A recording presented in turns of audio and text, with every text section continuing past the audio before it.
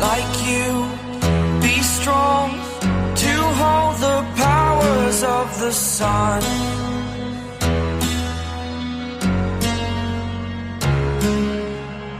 To dream, believe in strength. Now I'm the only one, only one.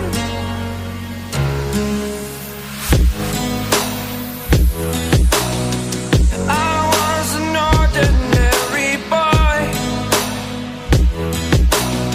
until I broke the rules. My life destroyed, life destroyed.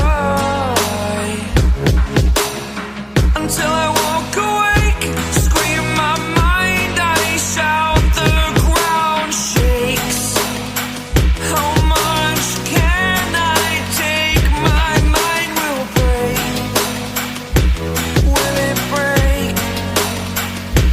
Can I take? Can I be your superhero?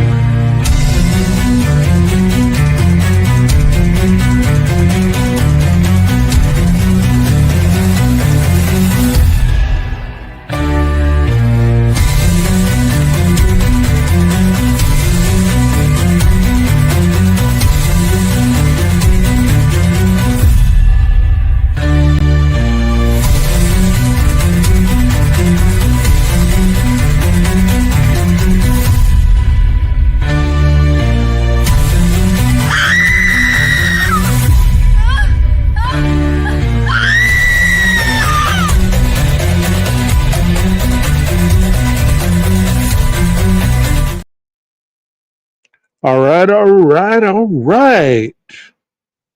Happy Saturday to you all.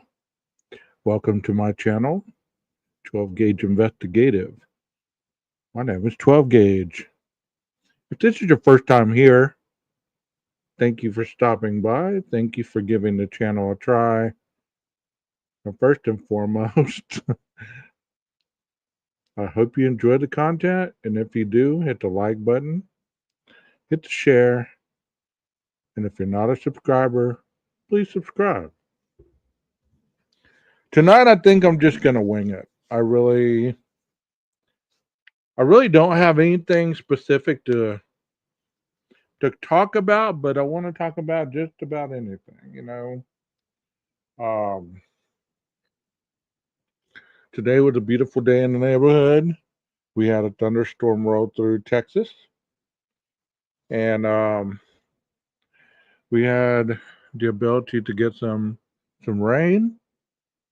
Wasn't devastating with hail or anything like that, which is always a beautiful thing. Your boy had just been spending time with the family, and here I am. So, I hope everybody's having a beautiful Saturday night. Let's get on with the show. I said I was going to talk about Idaho periodically. I said I wasn't going to stop talking about it, but I did want to talk about something I've talked about before. I just stumbled upon this, and It's even more interesting now since we know exactly what was going on in the house at 1122 King Road. Well, let me just show you. That way you can make up your mind if indeed this is real. Because I've had many people say that it's not real, it's just a fabricated situation that somebody used to their advantage, or that it came from some movie. So I don't know. Let's see. Let's see what you think. Let me move myself over. Where do I want to be? Right here.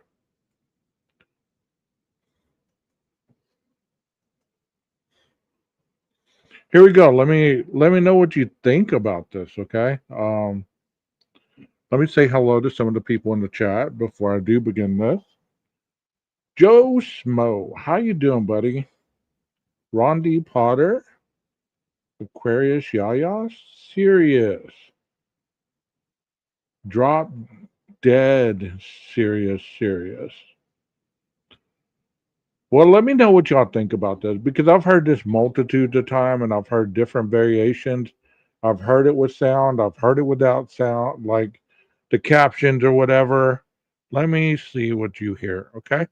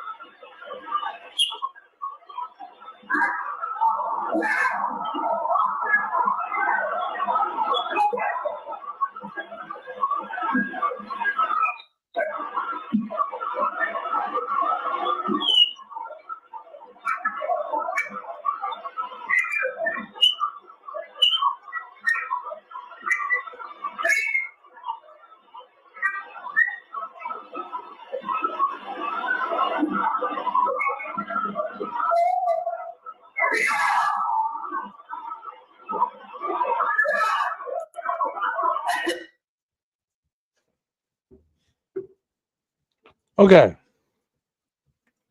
so this was from a page, I don't know where it originated, but I just borrowed this from Justice. I don't know who that is, but I've seen this floating around all over the place. So you tell me, do you believe that's real or do you believe still to this point that's not real?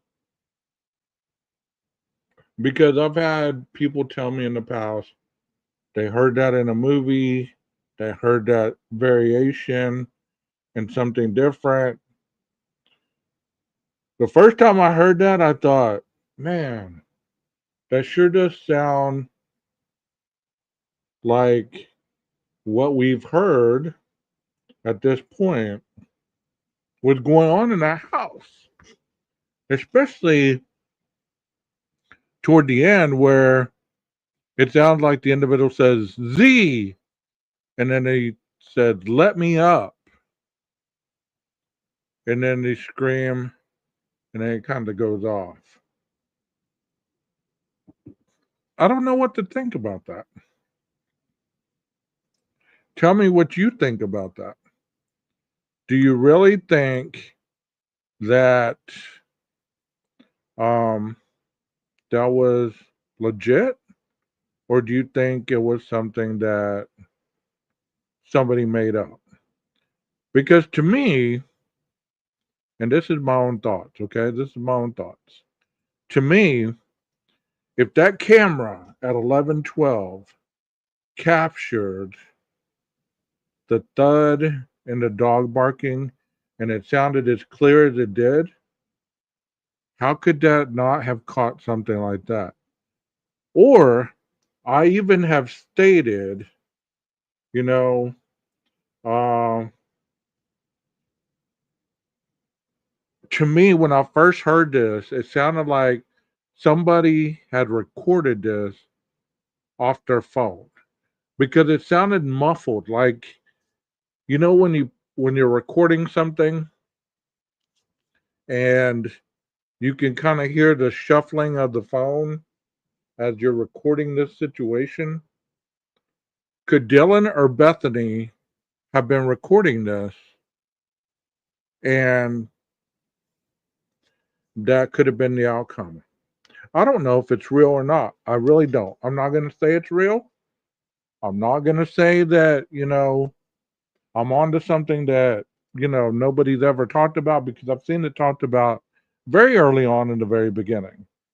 Ferris says, I kept all the videos that were allegedly the night of 11/22. I don't know if it's real or false. I agree with you. Rondi says, I still don't know for sure. There's a couple of sections that sound like something was picked up. That's what I'm saying. It's like, it sounds like either somebody was recording this from far away, or it sounds a little bit muffled. I thought that was interesting. Could Justice put that out earlier? And I thought, I'm going to replay that now, knowing what I know about all the stuff that's been brought out in the 11/22 crime scene, And it's always it's always interesting to me that whenever things like that come out later on, you always ask yourself, man, what did I miss? What did I miss in that retrospect? You know what I mean? Um, so I wanted to play that really quickly, and I'm trying to figure something else that I saw that I wanted to look into, because there's not a lot going on in the true crime world other um, than obviously the Charlie Kirk assassination, the finding of the suspect, and those types of situations.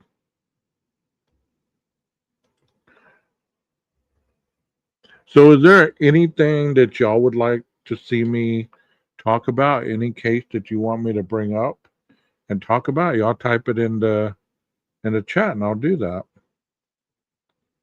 I mean, anything that you've wanted me to discuss that I haven't. Um,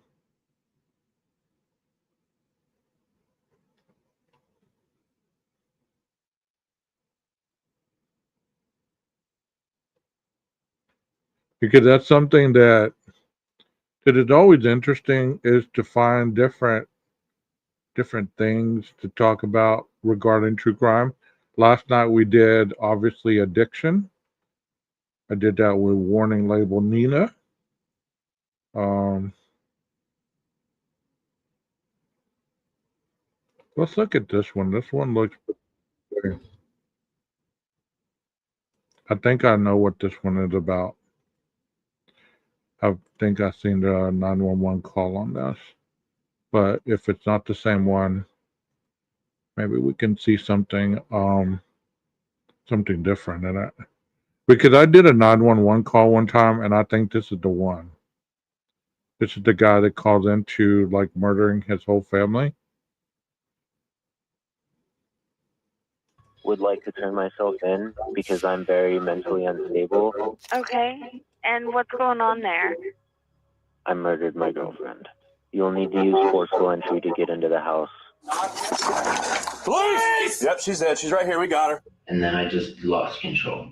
It was almost like something else like possessed me. I got to spend time with the vessel that was Shannon, and I got to absorb her spirit. She said, "Are you kidding me? What the chance? Stop. Wait, please stop. I'm dying. I love you. I love you." And then she didn't speak another word. This is 27-year-old. Is that not haunting? This isn't the case. The 911 call that I was talking about with this guy that was calling in, and he talked about killing his whole family. It was kind of like this a little bit, but it's not the case that I was talking about. So, what do y'all think about this case? Is there anything y'all be thinking about something while we talk about this case? All right, this is EWU website. So let's watch this. His name is Chant Donahue, 27 years old. Chance Donahoe, who only hours earlier confessed to savagely murdering his ex-girlfriend in her Columbus home. But as investigators soon learn, violence was only part of a far more disturbing story, one fueled by control, betrayal, and delusions of power. So are you, like, as we speak right now, are you feeling like you're a god right now? I mean, yeah. The following is based on official police records, and the footage has never been seen before. In the early morning hours of August 29, 2023, a chilling call comes into dispatchers at the Powell Police Department, and it's from Chance himself. 911, what's the address of your emergency? And your name? My name is Chance. Okay. And what's going on there? I murdered my girlfriend. You'll need to use forceful entry to get into the house. I plan on taking myself to the police station after this phone call. Do you want Yes. the police to come to you? Can they come to you? I would like to turn myself in because I'm very mentally unstable and I'm worried that I'm going to commit by cop if the cops come and pick me up. So I need to go into the station. Okay, let me first start by saying, if you murder somebody and you're talking like he's talking right there, I don't know about you guys, but if you're in a mental psychosis or something of that nature, and you're not 100% lucid in your mind, you would not be telling people that you're mentally unstable, because most of the time, people that are mentally unstable or in that part of psychosis or delusion or whatever they're in, they don't know it. So that doesn't add up at that point. For my safety and the police officer's safety. Well, do you want to go ahead and get in your car and go ahead and drive to the police department and I'll stay on the line? Yeah. Chance is confessing to murdering his 29-year-old ex-girlfriend, Shannon Hyatt. As he continues speaking with Powell Dispatch, the call is relayed to Columbus authorities, who quickly send officers to the address he provided. Caller is in Powell on the phone with dispatcher now. What? He's going to do a cop in Powell. Why are we going to Berkeley? With Columbus officers now en route to Shannon's home, Powell Dispatch continues speaking with Chance, hoping to gather more details. Do you have any weapons on you, Chance? I have the murder weapon with me. Are you able to leave that in your apartment? I want you to leave that in your apartment, okay? I don't want you to take any weapons with you. Okay. What is the murder weapon? It's a knife. Is there any way that I could... Yeah, he does seem pretty calm, doesn't he, Rondi? I mean, if somebody was in a mental instability, I would believe. I'm no mental health expert on that aspect, but I would believe that they wouldn't be like this guy. Firefly said he sounds rational, but he's admitting he has unstable thinking. Yes, indeed. Yes, indeed. Put it somewhere where there's a child in the home and I don't want him to see it. There's a child in your apartment? Yeah, I live with my mother, and she's standing right next to me, holding me accountable for making this phone call. And I just don't want my little brother to see it. He's only 7 years old. Okay, can we put the knife on top of the refrigerator? Yeah, that's fine. Okay, I want you to put it on there, not your mother. I don't want your mother to touch it. Okay, I'm going to put the knife on top of the fridge. Don't touch it at all. Okay? I'm going to give my mother one last hug before this all starts. Okay. All right, go ahead and do that. I'm going to go to prison now. As police close in on his location, dispatch continues asking Chance questions, attempting to keep Chance stationary until units arrive. But the clock is ticking. I mean, it just sounds so So matter of factly, that's what's interesting about this. He's 27. That's what sounds so interesting about this is he's so calm. He's so freaking calm. I'm gonna give my mom a hug now before I go to prison. I mean, some people are different. People are different. Um, it's just interesting to me how calm he is. And it's only a matter of time before he catches on. Are you in your car? Yes, I just Okay. turned on my car. Give me a Okay. second. Stay I there, can't really right? move my hand very well. You're fine. Stay there for right now. I just want you to take a couple deep breaths, all right? Okay. How's your finger doing? Can't really move it. How Yeah. deep did it go? I'm pretty sure it sliced the ligament. It did. Yeah. Okay. Do you want me to send a medic to you first? No, I'll receive all my treatment at the jail, please, and thank you. Yeah, not a problem. Where are you at in the lot? Just parked right in front of your apartment? I'm going to be completely honest with you.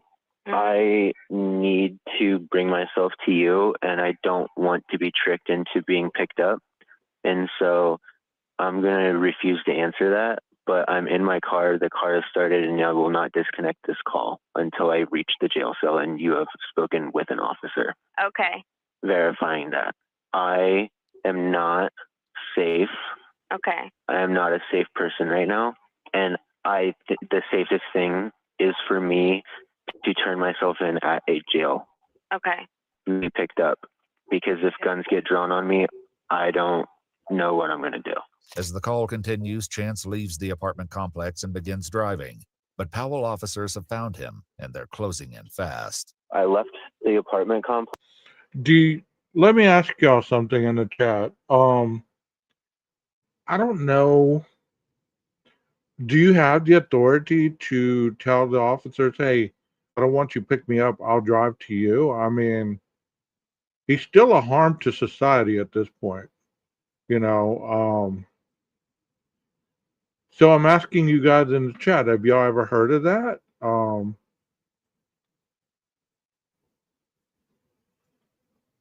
There's a delay, so I'm asking and I'm waiting for the answer. Have y'all ever heard of that? Have y'all ever heard of somebody demanding that they'll turn themselves in and the police say, well, okay, we'll wait for you down at the station? I've never heard of that, but stranger things have happened. Let's see. He's already taken off from the apartment complex. Let's see what goes down. But I need to pull over real quick and put the address in. You left? Yeah. Okay. Where are you at? There's a cop right behind me, and I know that I'm being followed and everything. If you have this officer on dispatch, I need you to tell him to just follow me to the police station.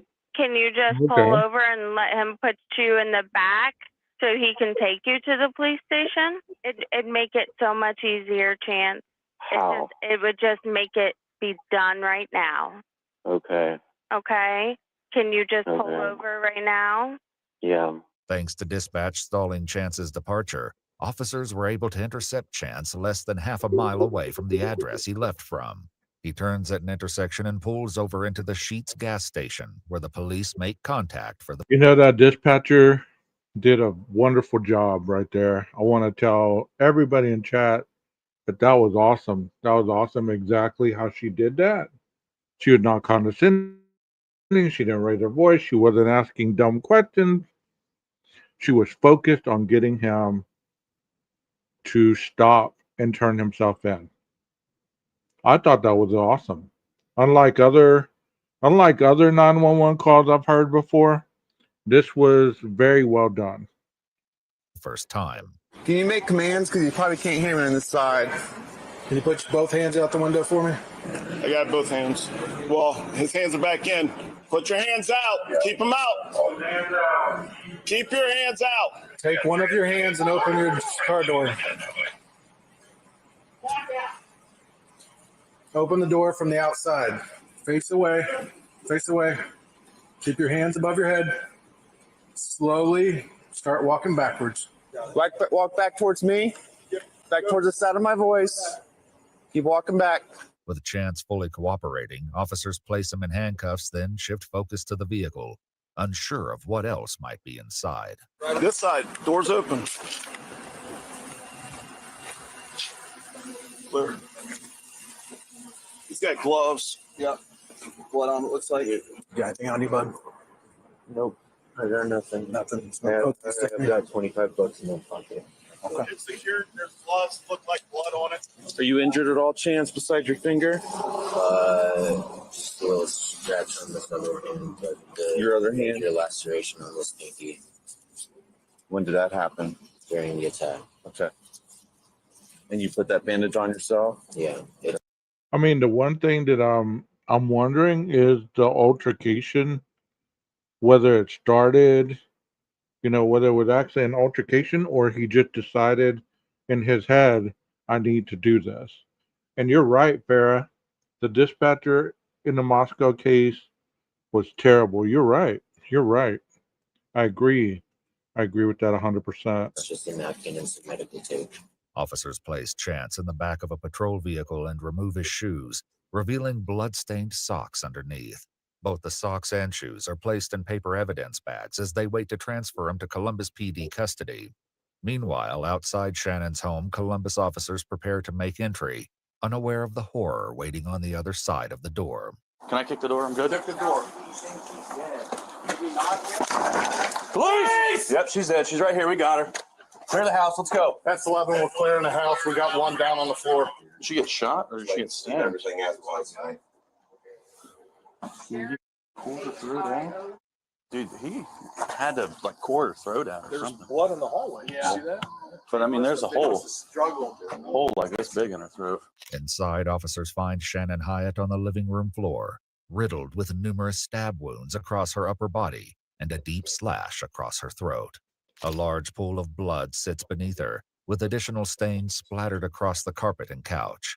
She's pronounced dead on scene at 6:18 a.m. Columbus officers relay the information to their dispatch, who then notifies Powell Dispatch that Shannon has been found deceased. He killed her. Oh my God, it makes me sick to my stomach. As the weight of the news settles in, Powell officers arrive at the home of Ashley Radka, Chance Donahoe's mother, where the 911 call was originally placed. How are you, Mom? Okay. Can I just have you step out here real quick? Is there somebody else with you? What's up, Pop? Just your... Okay. Is he awake? Okay. I just want to make... So let me get this correct, okay? Y'all correct me if I'm wrong because I'm trying to follow along here. He had his own place. He killed his girlfriend at his place, then drove to his mother's place and then made the 911 call, and that's when he took off. Because it's kind of confusing. I thought that he was at his mother's house when he killed his girlfriend. I'm kind of confused here. Can y'all clear me up a little bit? Maybe they'll tell us. Make sure he's okay. That's all we got to do is just make sure he's okay for right now, okay? Is Chance at the police station now? We have him in custody. Yeah, he went voluntarily. Okay. All right. Hey, ma'am. Is there a knife? Yes, on the top I see. Inside the residence, officers locate the knife on top of the refrigerator, just as Chance described to the 911 operator, along with a pile of his clothing next to the washing machine believed to be the first outfit he had on when he initially approached Shannon's house. Ashley's other son is also confirmed to be safe and sound. Oh, so it was at his girlfriend's house. Okay, I got it. That makes sense. Okay. Sleeping in his room. Chance's mother is later questioned by investigators, recounting the events leading up to the initial 911 call. He woke me up at like 5 in the morning and said, "Mom, I need to talk to you." And if you don't want to talk to me, you don't have to. I'm really sorry you're going through this. I really am. So then he said the knife was in his car. He said his phone was in his car, and he said he was gonna go sit somewhere for a minute and have an hour of freedom. But I said, "Chance, you need to just call 911 right now. You need to just do this." So he did. His mother's insistence may have been the only thing that kept Chance from disappearing. Now in police custody, he's transferred to Columbus PD and taken to the Franklin County Jail, where he would be interviewed just a few hours later. I had a major psychological break and kind of completely and utterly lost control of my actions, which I know is not an excuse. Okay, based on his interview so far at this point, do you believe that I'm trying to figure out what kind of psychological break he would have had. Would it have been schizophrenia? Would it have been something? I mean, because normally you just don't fly off the handle having a mental disorder unless something is fueling that, where you're out of control. So I'm trying to, if y'all could help me out with this, any of you in the chat, that'd be awesome. But I can't think of something other than schizophrenia unless he tells us. Here we go. And I need to pay for my mistakes. Basically, me and Shannon are going through a really bad breakup right now. Right. Because I am unable to be honest and unable to not steal and unable to not take advantage of people that are around me.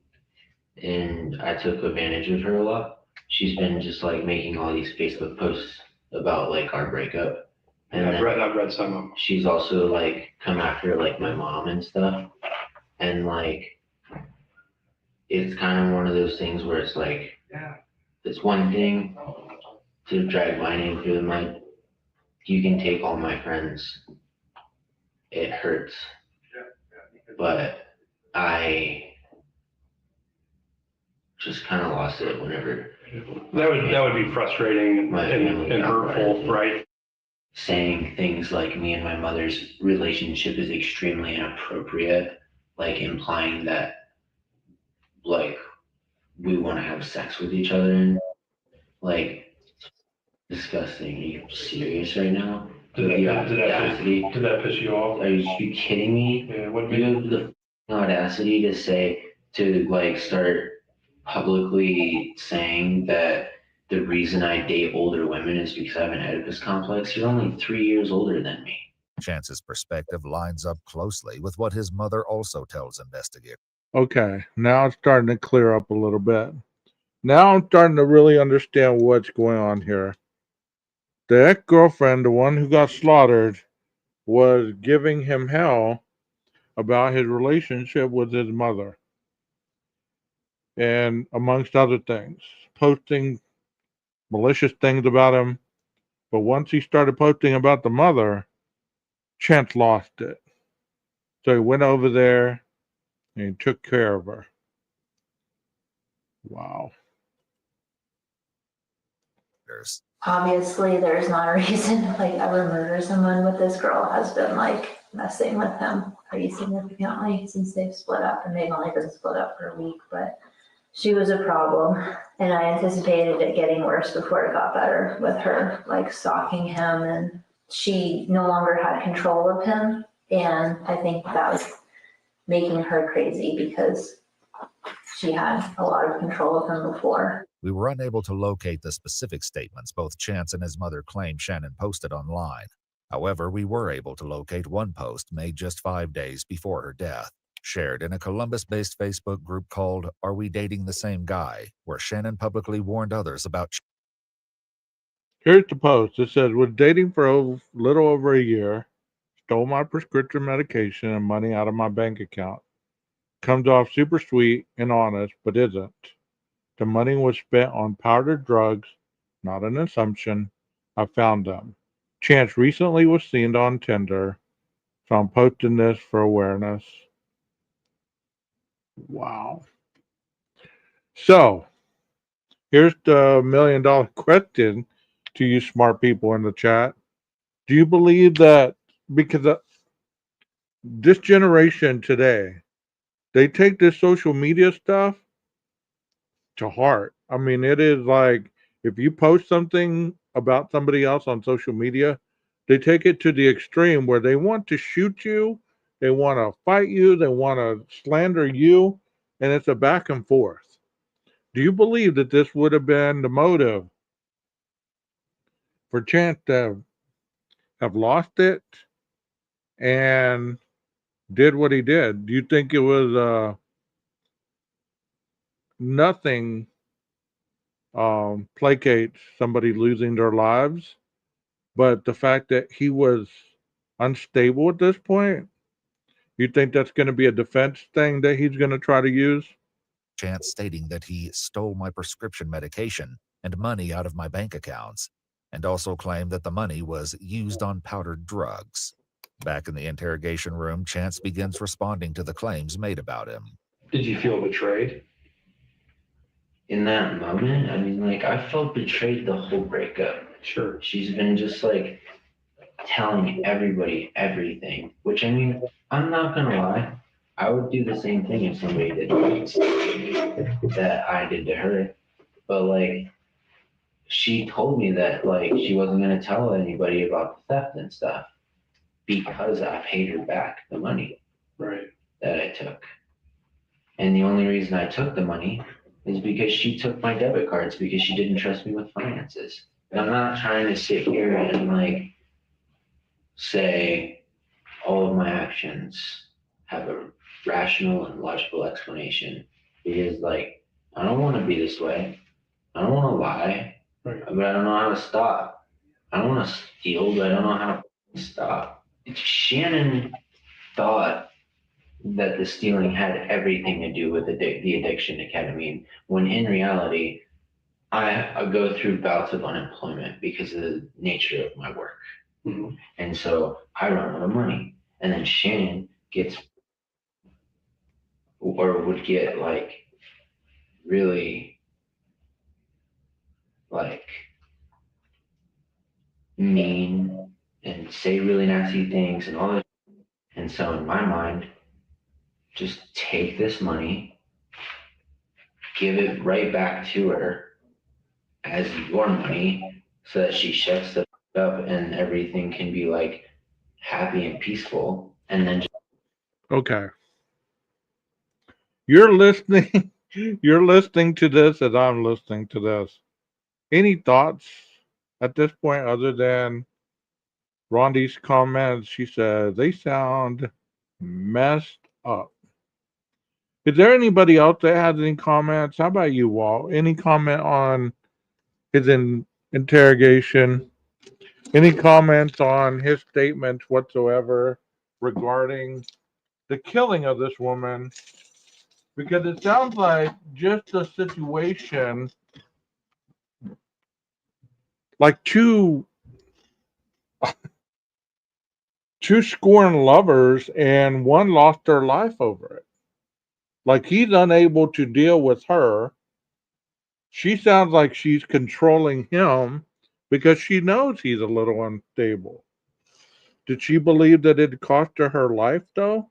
I don't think so. But he's trying to paint the picture as if, I don't think he's painting the picture to try to get out of accountability for it. Because why would he have said, this is where I am, come get me? I'm thinking that he's trying to finally convince himself that, you know what, this is the reason why you did it. And whether it's justifiable or not, it's justifiable in his brain. There you go. He's pissed that she ruined his reputation. See, I have a bunch of smart people in the chat. They're very mindful of things that they see, hear, and understand. just replace the money before she finds out that it was taken. But for Chance, the theft and online posts weren't the only triggers. There was something else. She had started sleeping with Matthew, who she had like just recently started being friends with and told me not to worry about. Who's Matt? Matthew is somebody that she was having some form of romantic relationship with. Okay. I didn't have a reaction to it, honestly. I was just happy that I had what? I'm just happy, like, I'm still happy. Like, I don't know, I'm not, like, happy about it. It's up and it's a horrible thing, but at the end of the day, like, I don't know. But jealousy and heartbreak were only part of the equation. As Chance opens up, he reveals a fractured state of mind that had already begun to crack. I have undiagnosed schizophrenia. Okay. I have auditory and visual hallucinations. There it is. There it is, right there. And you're right, Firefly. They do need to walk away when they see these red flags. But think about what he just said. He said earlier, I wasn't really too upset about it. You know, obviously you were. You killed her. Something drove you to almost rip her throat out, as these officers were saying. Obviously you weren't too good about it. Something took you to take her life with her kid in the house. So now he's saying he has auditory and visual hallucinations. Here we go. I went to a music festival this past weekend and kept like seeing Shannon everywhere, and I thought that she was like following me around to like. Weren't you there with her at Legend Valley? No, not at Legend Valley. Okay. Just this past weekend at Wonderbus. Okay. Yeah. Downtown. I was there and I was working the festival, and she has known about every single move that I've made since we've broken up. Like where I'm at, what I'm doing, who I'm hanging out with, everything. And so like I was getting really paranoid and frustrated because I thought that she was kind of like stalking me.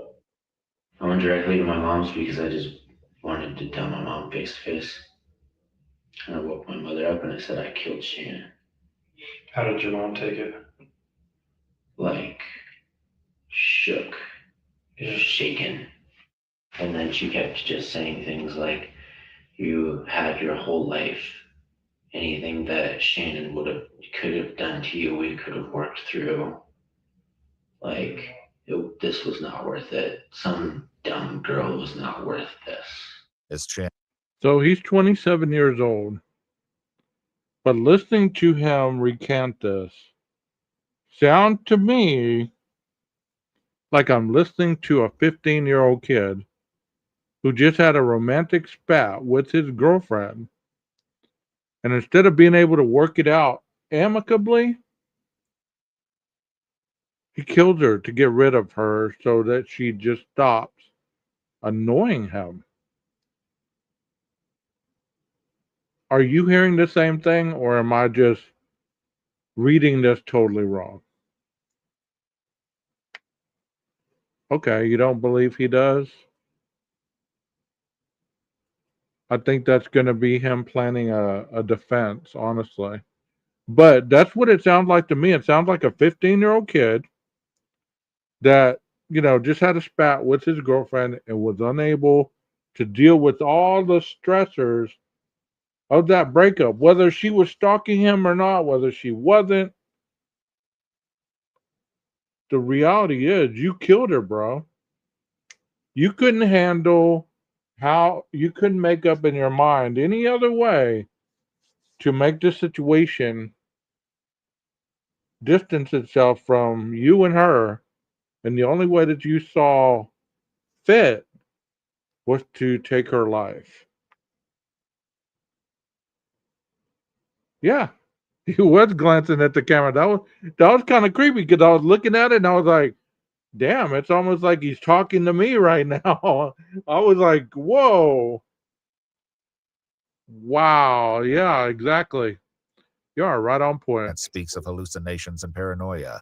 His mother tells investigators she'd seen this unraveling begin long before the murder. He didn't have any medication for the last couple of weeks. He was diagnosed bipolar disease for one thing. You said he hasn't had his medication? No, he was on Abilify, he was on Wellbutrin. that he hadn't acted for the last couple weeks.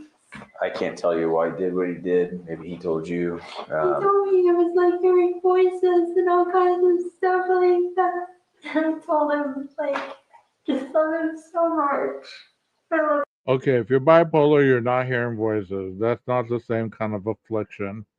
And that medication she did describe is for bipolar disorder, but usually a couple of weeks is not enough time for it to dissipate from your system if you've been taking it regularly like it's supposed to be. So I don't know if that how long he's been off of it, but hearing voices, really, I've never heard of that being part of bipolar disorder. my son so much. And I can't believe this is happening. I'm really I felt sorry. so bad for her family too, and even though she was like doing whatever she could to mess with him so much, like she didn't deserve that. Sometimes you can't control your kids, you know. I mean, he's an adult and he made decisions, and that's not on you. That's on him, you know. At some point, you got to let them be adults. I right? have, and I've done that. I've played that card. I've done every single thing. I've tried to do it all. He's been in and out of counseling since he was like 4 or 5 years old. What his mother could only fear, Chance now begins to admit in chilling detail. I was just kind of driving around because I just didn't really know what to do. When was this? This was at about like 11 o'clock. Last night? Yeah. Okay. I was just driving around between like 11 and like midnight. Okay. And just kind of like trolling around. This is confirmed by Shannon's front porch camera as it captures Chance's car driving past around 11:11 p.m. And I thought to myself, I should check myself into a mental hospital because I'm not really all that safe. I actually just like drove by her house before I like went back to my mom's house and changed into clothing. Okay, if he was so worried about her stalking him, what was he doing driving by her house at that time? At that time of night? If he was the one that was upset about her knowing his place and everything else, what was he doing driving by her house? That doesn't add up. If he was going to check himself into a mental hospital, wouldn't he have just kept going to the mental hospital? Why did he stop at Shannon's house? You get what I'm saying? That's not making sense there to me, but I could be a little off. And I saw a van, and then I saw a person that looked like Matthew leave, and I just kind of didn't think of anything about it because I didn't know what kind of vehicle he drove. So then you drive. I just drove by because at first, like, all I wanted to do was just like knock and talk, but you're feeling mentally unstable and you have nothing really good to say about your ex. You see supposedly some guy that's banging her now, and you're okay with all of this, you're saying. I call BS myself. I really do. I don't believe any of this. I don't believe any of this. This doesn't sound feasible in my mind, but I could be just looking at it through my own lens. Y'all tell me, chat, what you think. Do you believe that if he really wanted to get help and he really saw Shannon as a threat as he's painting her, stalking him, knowing his whereabouts, making his life miserable by posting all this stuff started seeing somebody new? And I'm okay with it. There's nothing wrong. I just wanted to stop and talk. Okay, what are you doing on her street by her house at that late at night? Chat, y'all tell me what you think, because I'd like to listen to what y'all have to say. Here we go. I don't know. I know like this doesn't make any logical sense because knocking and getting the police called on you and getting a trespassing charge is far less severe than getting a murder charge. But I just like I got to spend time with the vessel that was Shannon, and I got to absorb her spirit and get some of her back. We have some video, like from the neighbors, like cameras or video systems, and it looks like you had walked up to the house maybe with like a t-shirt on initially. Yep. Does that ring a bell? Yeah. Around 11:57 p.m., a neighbor living next door to Shannon's home catches a glimpse of Chance walking through her yard and across the driveway, unknowingly capturing a critical moment just before the murder takes place. That was the time that I like drove past. And was like, saw the van, was trying to like work up the nerve to like go up to the door, but like didn't really know what to do. So I guess I don't know why, but I was just like, why don't you just like kind of just like see if she's even like here. Okay, so driving around a person's house that you intend on not harming is a thing these days, I guess. So you're cruising around this person's house, trying to work up the nerve to go talk to her.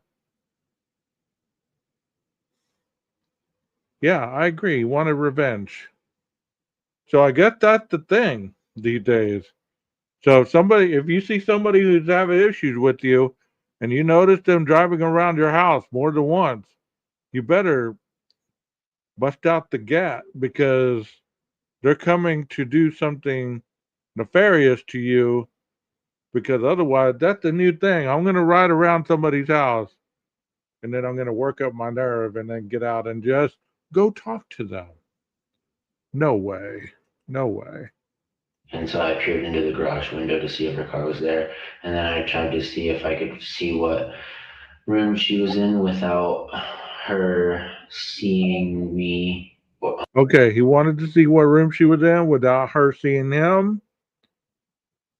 Okay, that's not stalkerish, is it? On her cameras and stuff. And then I didn't see anything. And then whenever I left, I was like, you need to just go home. And you need to just give your mom your car keys and you need to check yourself into a psych ward. So when you walked up to the house 11, whenever, you hadn't planned on hurting her at that point? No, not at all. Had you seen Matt yet, or? I saw Matt whenever I was actually just about to come around the corner to try to like knock on the door. Okay. Did he see you? No, he had his back to me and he was coming out of the door, and then I got spooked and ran off. I had like this weird thing that was just like, well, if you want Shannon back and you can't get her back, you can like take her life force and then you'll be together forever. So let me make that clear what he just said. If I can't have you, nobody can have you. Is that not what you get from that? And so like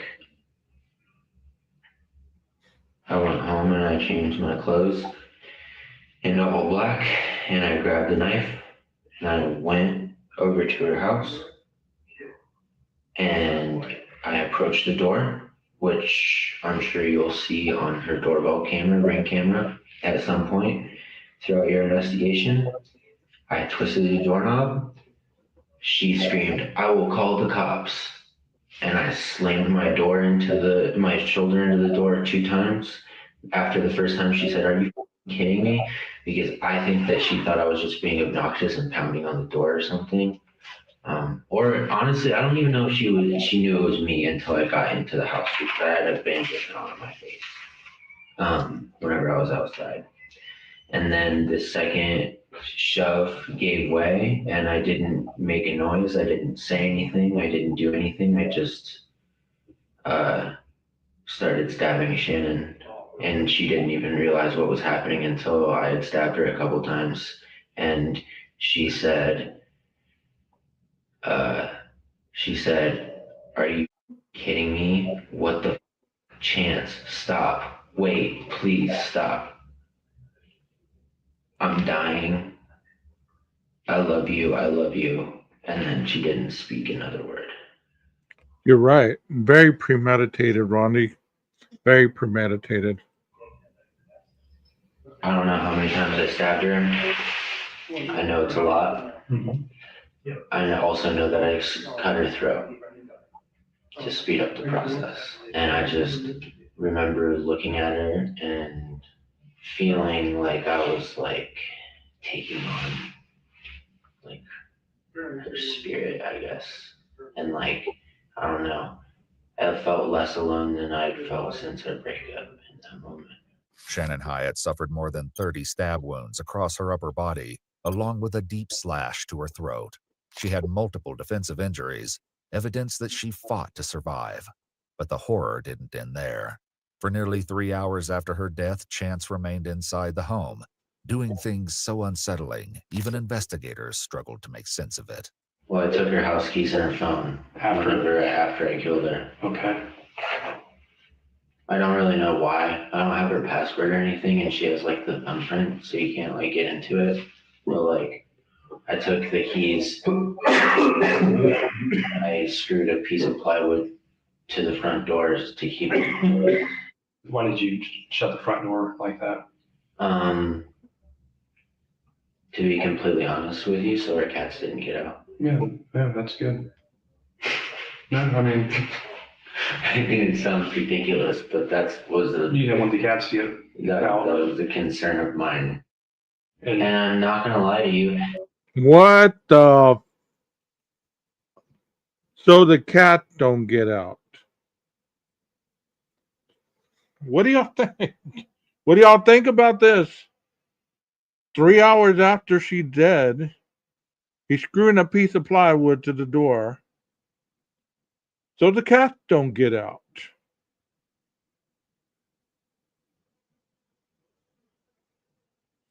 Am I hearing the same thing y'all are hearing? What are y'all thinking about this? Is this as disturbing to you as it is me at this point? I can handle it, but it's just weird to hear how nonchalantly he's talking about this. There is a part of me that's very upset knowing that they slept together, because the first thing that Shannon said whenever she got out of our relationship was, I need to be single for a while and really figure out my own. Right. And then I saw something that she wrote down saying, I feel like I'm really falling into the same patterns with Chance with Matt, and I don't know how to feel about it. Where did she write that down? It's in her notes on her phone. Okay. How did you get into her phone? I used her thumb after I killed her. Okay. So you... I'm a full psycho stalker mode, dude. Huh? I'm going to be completely blatantly honest with you. That's why we're here. In the aftermath of the murder, Shannon's back porch camera captures chilling footage. At 2:04 a.m., just 6 minutes after her screams are heard, Chance's shadow appears in the window, and for a brief moment, a blood-covered hand is visible. His shadow returns multiple times throughout the early morning hours, a silent presence inside the home, long after Shannon's final breath. Why are you moving her body at that point? Because the door is busted and her feet are about 1.5 feet maybe away from the door. Okay. And if I want to do any kind of going in and out of the front door, there's just a dead body right in blatant view. So I rotated her 180 degrees, went outside, smoked a couple cigarettes. When you say I went outside, did you go out front? Yeah. Okay. Did you have sex with Shannon afterward? Mm-hmm. At that point, was she dead? Yeah.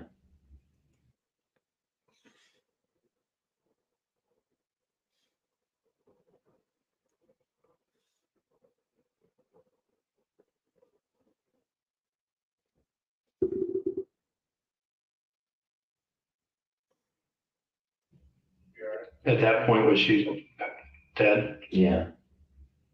Did you feel aroused by looking at her? Not by like her deadness, but like I was still very sexually attracted to Shannon. She was beautiful, right? Mm-hmm. So how long do you think that lasted? All of like 5 or 10 minutes. And did you wear a condom or? Mm-hmm. It was another just acceptance of guilt. Yeah. Do you remember where you ejaculated? Was it inside of her? Or? Yeah. Okay. How long do you think she had been dead at that point? I don't know. From here, Chance lays bare a disturbing justification, one rooted in a delusional sense of power and a belief that Shannon was something to possess or consume. You mentioned earlier that if you took her life force, that you would feel closer to her. What does that mean exactly, like as far as? Well, it's kind of like Native American belief of like absorbing the soul whenever you kill an animal. Okay. And like, I don't know, like you're absorbing it and like, I don't know. I oftentimes whenever I'm experiencing episodes of psychosis, think that I'm a god. Okay. And will kind of view people as like just kind of things. I've never been violent to this extreme before, but I definitely just like, well, if I'm God and I take away your free will and I release your spirit, I take your spirit back. Okay. And I mean, I still feel like that. So are you, like, as we speak right now, how are you feeling about like our interactions? Are you feeling like you're a god right now? I mean, yeah. And we're like objects in front of you? I mean, you're not necessarily objects, you are people of authority, and I am paying the price for like human laws and stuff like that because I am in a human vessel, but like, yeah, like definitely like a god and like can make things happen. What's the tattoo stand for? It's the Om symbol. It represents the sound frequency. It's been recorded and picked up throughout the entirety of the known and explored universe. It's often referred to as the God frequency. It's just kind of a religious representation kind of thing. Next, Chance is asked to confront the weight of his actions. Do you feel bad or do you just? I feel guilty for taking Shannon away from the people that love her. And I know that a lot of people are going to miss her. I do feel guilty about that. Processing emotion is something that I've always really struggled with. Okay. Ever since I was a kid. Like, I'm more of an analyze emotion rather than like feel emotion. He uses the same speech pattern as an individual that's been through therapy most of his life. He has that very monotone. He has that very, it's almost like he's playing mind games with the cop. It's that he asked the question, he has that, well, I got to one-up you kind of brilliance thing going on that I have to show you that I'm smarter than you. And I agree too, Rondi, a bunch of crap. This guy is sick. I'm losing everybody that has ever cared about me to this relationship. And I felt really alone. I wanted Shannon back. And now I have her back. But I also wanted to take something away from her. But I had absolutely nothing to take away. And except your life. And so I did it. I stabbed her over and over and over again until she couldn't speak and was making weird raspy sounds, and then I slit her throat open. As the interview nears its end, Chance So, those of you in chat, this individual just gave an account of what he did to Shannon. Is that an admission of guilt in your mind? Or was he coerced? Was he coerced to say these things, or was he under mental duress to say these things that the cops wanted him to say so that they would find him guilty? Because obviously the dude is guilty, man. He is admitting guilt, his participation in the crime. But I know a lot of people don't take confessions as admission of guilt. So in your mind, is it an admission of guilt? Yes or no? Offers his final thoughts of justice, remorse, and the pain he's caused Shannon's family. I appreciate you sharing with me what happened. So at least her parents have a little bit of peace to know that the person responsible is in custody, right? No, I'm a very eye for an eye type of person. I think that the only justice would have been if I was dead too. With all due respect, I'm a dumb and a murderer, but I'm not somebody that runs away from my consequences. In your experience, do the parents of the victims even want to hear anything? I think this is all going to be out there, the trial, everything else. They're going to know. I think they would like to know how you feel about what happened. I want you to tell them that Shannon didn't deserve to be a victim of my shortcomings and mental illnesses. Chance Donahoe was indicted on aggravated murder, murder and abuse of a corpse, and tampering with evidence. According to news sources, he accepted a plea deal and pled guilty on August 8, 2024, to aggravated murder and abuse of a corpse, and was sentenced to life in prison with the possibility of parole after 31 years. He's currently serving his sentence at Pickaway Correctional Institution in Ohio. Shannon was deeply involved in the local music scene and spent much of her free time raising money to spay and neuter stray cats. A memorial concert was held in her honor, with proceeds going to support her family during their time of loss.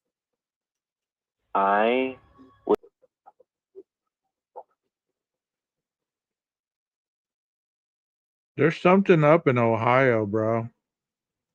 Something up with that state. For reals. No disrespect toward anybody if you live in Ohio, but there's a lot of stuff that goes on in Ohio that just defies total logic. I don't know if it's the water, if it's the air quality, I don't know what it is, but those people from Ohio are just a little different. You know what went through my mind? Eligibility for parole after 31 years. And you're right, Firefly. I was just trying to be funny.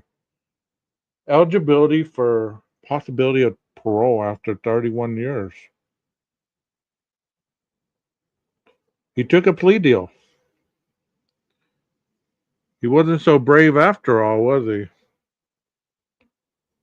To me, I believe, and this is just my own belief, I believe that if somebody murders someone, you try them with the evidence you have, and you don't offer a plea deal for a murder case.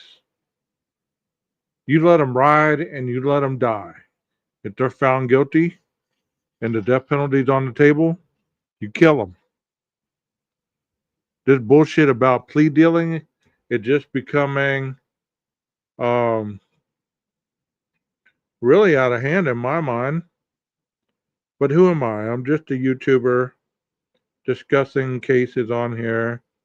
You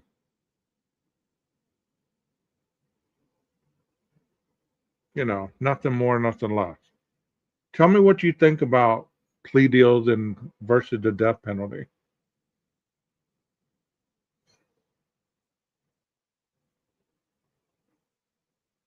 I understand that. I do get that.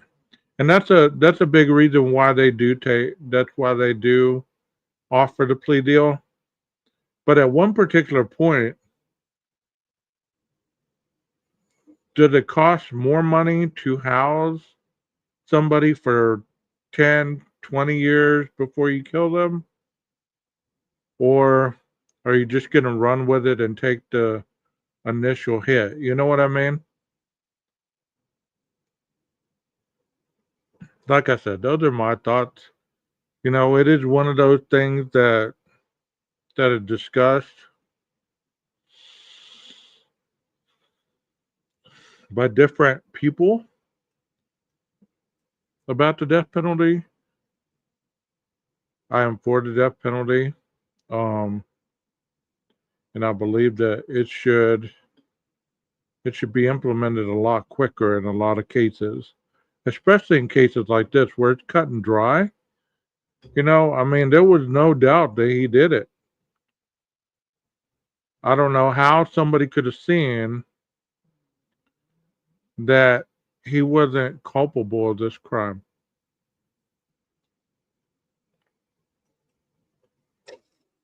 Well, let's switch gears. Let's see something totally different. I've never watched this. Let's see what it is. I'm just, like I said, I'm winging it. So let's see what this is about. All right, here we go. Get off of her, bro. Get off of her. What are you doing? He punched me twice. What are you doing? You can arrest me. I work here. What are you doing? The store is closed. I went over each. I'm trying to show him. He wasn't in the front to tell me. You okay? He punched me in my head with the machine. All right, let me figure out what's going on. Okay, give me a second. Hey, man, let me talk to you real quick. So what is happening? Why did you feel the need to do this? I work here. I don't care if you work here. All right, So explain to me why did you feel the need? On July 21st, 2023, a woman working for Uber Eats went to pick up her order from a 7-Eleven where she was physically assaulted by a store employee. There were 2 people working at the store.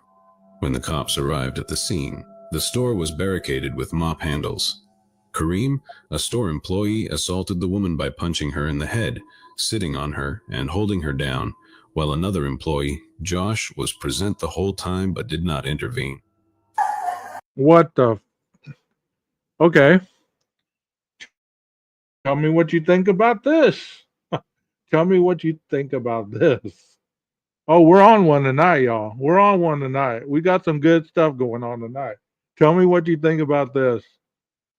Wow.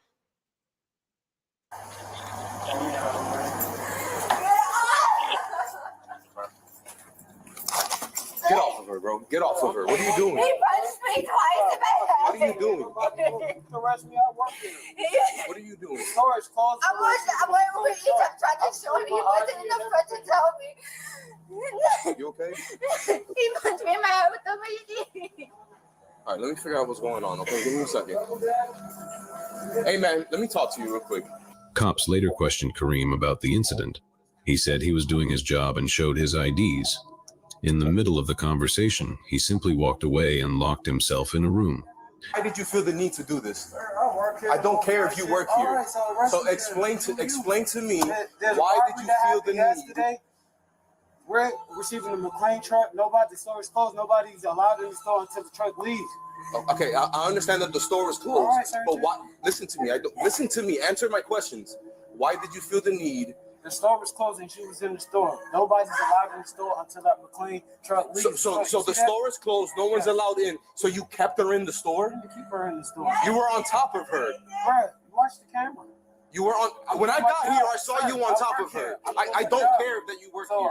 you want me to clock out, then you arrest me? I don't care what you do. Explain to me why. What that guy wearing? Is he wearing a body camera? Is that is he wearing a body camera? Hey, Mountain Mama.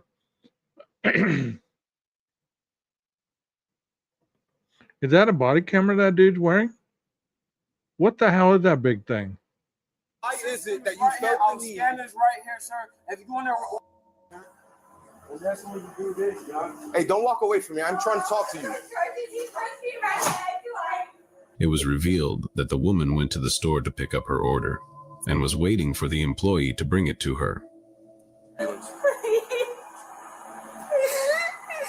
3, can I have FDB 51, please? I'm here for Uber Eats. Sorry, he wasn't in the front of the door. Can you explain to me what happened? I came in. I'm parked on this side. My boyfriend's a paraplegic. He's in the car right now. I got a female with a head injury. And I walked in. I didn't park in between. There was 2 trucks here. Not all 7-Eleven closed when they're shipping. I walked in. He was not there. The freaking guy, Josh, he's gonna be like, I don't want nothing to do with it. I don't know if he's scared. But he was taking the order. I have an Uber Eats order. Okay, so he was doing it, and the guy came from behind me, and he was like, ma'am, you're not supposed to be in here. Da-da-da. I don't know. And he starts locking the door, and he's like, I'm gonna punch you. Okay, all right. So try to calm down. Let's start from the beginning. So you had an Uber Eats order.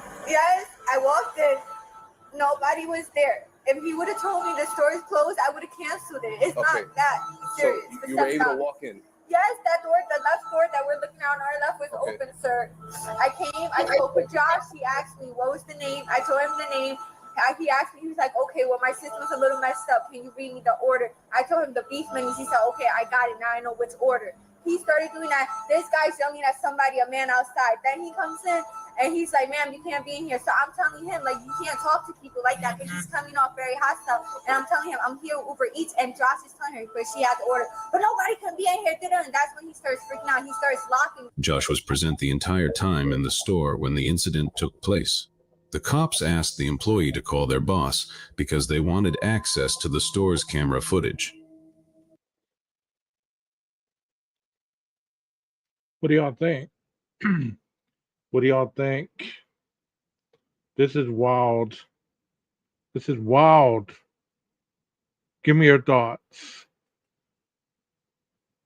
The manager, who I think was on the phone, said that the camera footage was not working. I think the manager was aware that they would be caught on camera, so he said that the camera footage was not working. Hey, boss. Do you have access to the cameras? I do not personally. My boss is trying to get a hold of me. Let me in a second. Yeah. Does he have access? My boss? Yeah. He should. Can we get on the phone, see if he can come? You want to talk to him real fast? Okay. No, the cop. Cops, okay. You're on speaker. Hey, sir, how you doing? It's Officer Mendez with the Atlanta Police Department. Hey, how are you? Good. So my question to you is, so we have a little bit of situation, as your employee said. We're just trying to get access to the cameras to see what happened. Is there any way you can come and we can review the camera footage? Unfortunately, that camera system is not working since yesterday. Okay. Only one camera is working out of it. I just noticed that yesterday when I was going through the cameras because I wanted to take a look at something, and entire system is not recording anything for some reason. Okay, so there's nothing recorded for today. Since it's actually new for yesterday, there's nothing recorded in there. Okay. I already called the guy to come and fix it, but he hasn't been up there yet. So only one camera is working, which is actually facing the door, and that's about it. Later, when the cops questioned the employee Kareem, he said that she forcibly entered the store, so he thought she was an intruder and held her down. Seeing the video, it is clear that the woman was not an intruder. Did you take her phone from her? No, I told her to put her phone down and Josh was going to pick it up and put it in the basket. That's all. Why were you telling her to put the phone down? Because she said she has an order. I'm trying to help her, and just because she's inside the store, we don't know how she... What an ugly situation. You know, a lot of 24-hour businesses, at least here in Texas, have shut down. They're no longer 24 hours. And I think the reason is for the fear of people coming in late at night, not really understanding their purpose. But she didn't look like a threat to me. Like she said, she was there merely to get her Uber Eats order. They started working on it, and then this guy attacks her. Wow. I mean, she's a young lady. I'm not trying to harm her or anything. I'm just trying to get my job done because shift change might come. What time does the store close? The store never closes. Okay, so if the store never closes, how is she intruding if the store never closes? She wasn't with the McLean. She wasn't with the who? McLean, that big old 18-wheeler truck that was parked right there. So because she wasn't with the truck, that meant she was an intruder? Froze the store. When you freeze the store leaves the paperwork. There's paperwork that we got to go back and double track, and that's it. Okay. I mean, I understand y'all are busy and stuff, man, but okay. Did you and the lady in the store get into any kind of physical altercation? No, I was just like, don't move them and letting her breathe. She went forward, I went backward. I didn't touch her. Then I heard her over her some agua. So how are you letting her breathe if you didn't touch her? Because she was talking to me. I think the employee Kareem was aware that he was caught on camera, so he said that the woman was an intruder. So she came inside the store. It never closes, but it was closed now. Yeah, you guess, or? I work graveyard. Okay, I'm asking you questions that you should know as the employee, because you previously said that the store never closes. So I'm trying. I'm trying to clarify how, if the store doesn't close, and there's nothing in the front of the store to make someone. That is a great question. If the store doesn't close, how was she to know that she couldn't go in there to get her Uber Eats? So y'all be mindful. If you order Uber Eats from 7-Eleven, y'all be mindful. Somebody may barricade the door and come sit on you, punch you. Wow. You know, like the doors being locked or a sign saying that the store is closed. How is she supposed to know that she can't come in the store? And then how would you then interpret her coming in the store as her being an intruder? She's an intruder because the Orlando PD that came here said anytime somebody come in the store like that, always check around. When the boss come, he handles it. Okay. It's between them two, whatever property is going on right here, sir. I just do my job and go. Seeing the mop at the storefront, they might have planned something else entirely. However, the guy was sentenced to 9 months in jail and faced charges of assault and false imprisonment. This incident happened somewhere in Russia where CCTV footage shows a child who is 9 years old was able to trick a stalker. The girl came to her house where the man was waiting for her to enter. Once she entered the house, the man immediately went inside.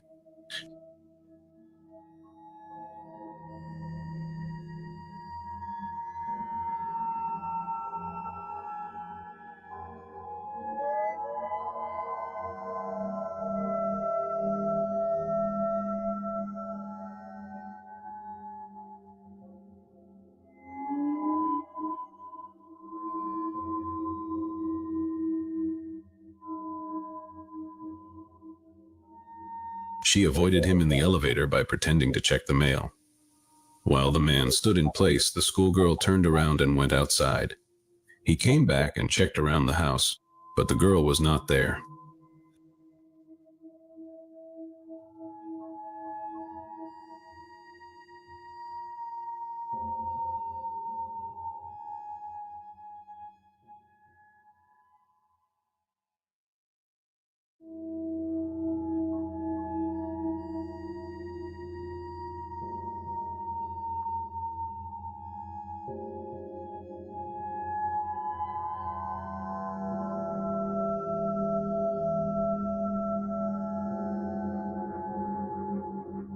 Doesn't that look like Michael Myers following her or something?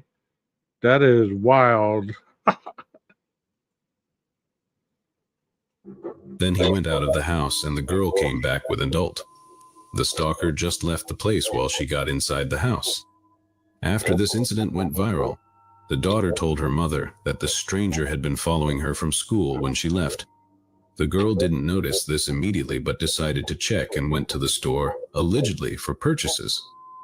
However, When she went outside, the stranger was waiting for her and again began to follow her.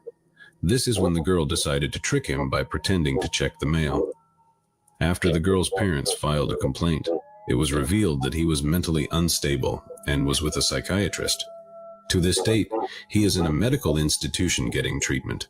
Honestly, I think the girl is very brave to do the quick thinking and trick the stalker. If she wasn't aware of the situation, she might have been harmed. As this stalker clearly had issues with his mental health, luckily the girl was able to escape from him. Many people love dogs and keep them as pets. However, some people, especially children, are afraid of dogs. On February 19, 2025, a video of a woman dragging a boy out of a lift surfaced on the internet. The incident took place when an 8-year-old boy was returning from his tuition and was inside the lift. A woman entered the lift with her pet dog. Seeing the dog, the boy got scared and started pleading with the woman with folded hands, requesting her not to let the dog inside the lift.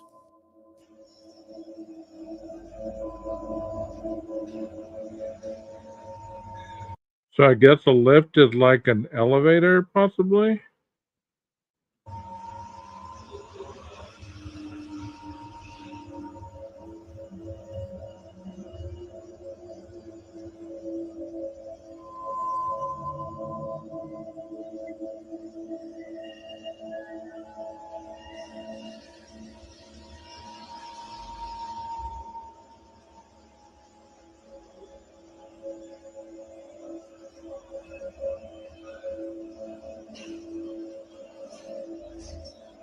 However, the woman did not listen to the boy and dragged him out of the lift. It is alleged that the woman slapped the boy several times outside the lift. Many people condemn the woman for her actions, and it was revealed that she had a history of having quarrels over dogs. It is crazy how some people are so selfish and don't care about the feelings of others. On February 18, 2025, at approximately 9:30 p.m., a 29-year-old woman was crossing the street at the intersection of E. Pratt and S. Chester Streets in Butchers Hill when she was struck by an Amazon delivery van. The driver, identified as 26-year-old Jerome Allen Young Jr. from Baltimore County, was operating the van as part of his job for Amazon. Surveillance footage from a nearby house captured the moment the van drove towards the victim.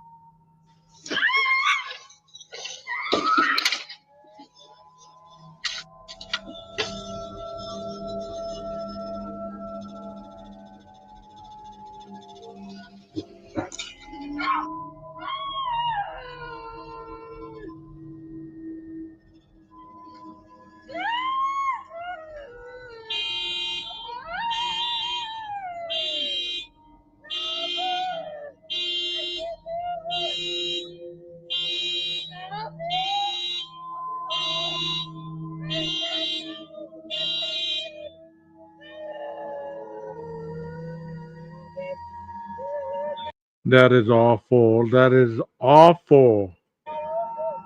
The woman was in the crosswalk when the van suddenly drove towards her.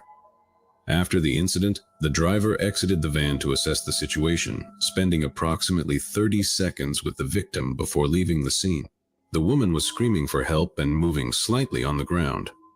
Despite this, he returned to the van and drove away, leaving her injured. What the fuck, man? Bro.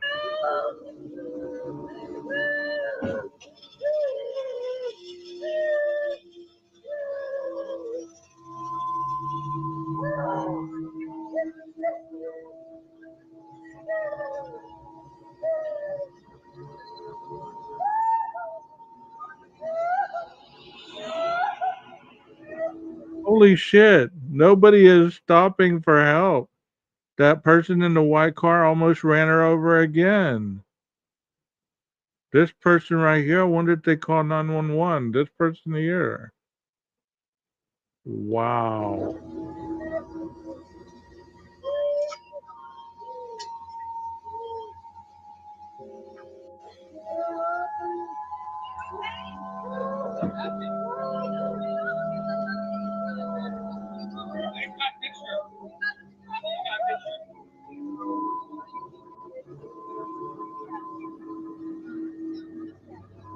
The driver later turned himself into the police and faced charges of reckless driving and failure to yield to a pedestrian.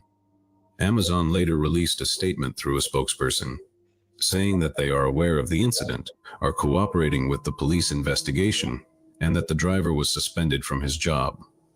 It's crazy that the driver didn't even stop to check or call an ambulance for help. Snakes are often dangerous, and a bite from one can be deadly, even if you are a trained snake handler.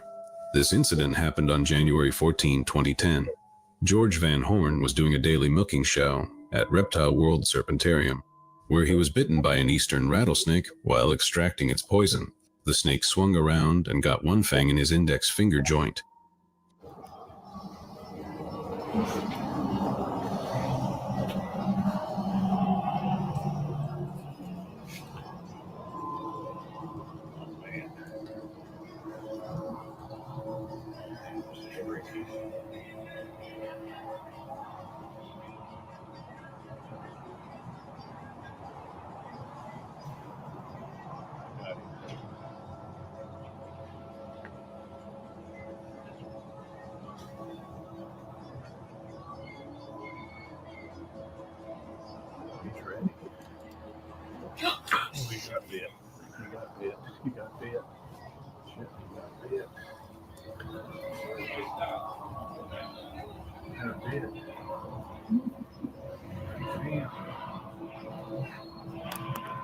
He immediately released the snake back into its enclosure. Initially, George did not consider the bite to be severe and did not seek medical attention. However, a few months later, while working on a construction project, he noticed that the tip of his finger had started to deteriorate. He said, "I was hammering away, and the very tip of my finger flew off. The finger started spurting blood, and a lot of tissue and bone had died.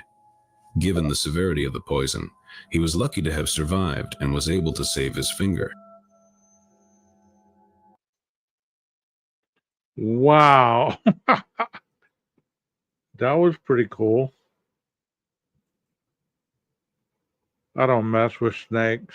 I don't know about y'all, but that video was found on Disturbing. It's called Mystery Beyond. Disturbing videos found on the internet.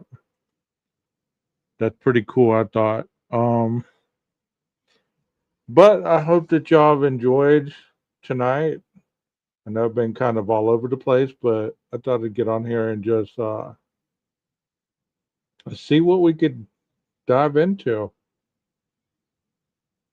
If you have any comments, leave them in the comments. If you're a replay crew, let me know what you think.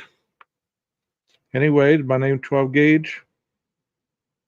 It's my channel, 12 Gauge Investigative. Y'all have a wonderful night, and I will see you soon. Maestro, cue that music.